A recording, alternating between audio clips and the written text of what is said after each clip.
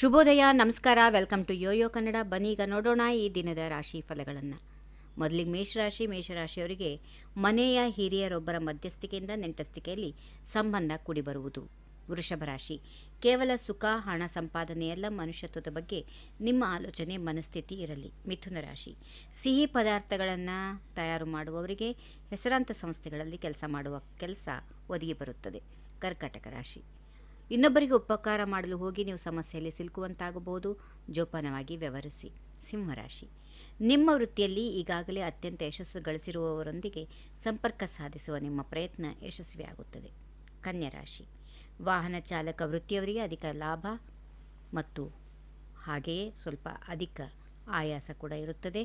ವಿದ್ಯುತ್ ವಲಯದ ಕಾರ್ಮಿಕರಿಗೆ ಎಚ್ಚರ ವಹಿಸಬೇಕು. ತುಲಾರಾಶಿ, ಸಣ್ಣ ಕೈಗಾರಿಕಾ ಜನರಿಗೆ ಉತ್ತಮ ಸಮಯದ ಜೊತೆ ಸೌಲಭ್ಯವನ್ನು ಪಡೆಯುವ ಪ್ರಯತ್ನ ಮಾಡಬಹುದು. ವೃಶ್ಚಿಕ ರಾಶಿ, ಧಾರ್ಮಿಕ ಕಾರ್ಯಗಳಲ್ಲಿ ನಿಮ್ಮ ಹಣವನ್ನು ತೊಡಗಿಸುವಂತಹ ಮನಸ್ಸು ಉಂಟಾಗುತ್ತದೆ.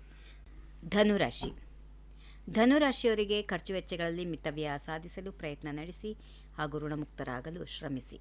ಮಕರ ರಾಶಿ, ನಿಮ್ಮ ಪ್ರಿಯಕರನಲ್ಲಿ ಭಾವನೆಗಳನ್ನು ಹಂಚಿಕೊಳ್ಳಲು ಸೂಕ್ತವಾದ ಸಮಯ. ಮಗನ ವ್ಯವಹಾರಕ್ಕೆ ಸಂಬಂಧಪಟ್ಟಂತೆ ಶುಭ ಸುದ್ದಿ ಇದೆ.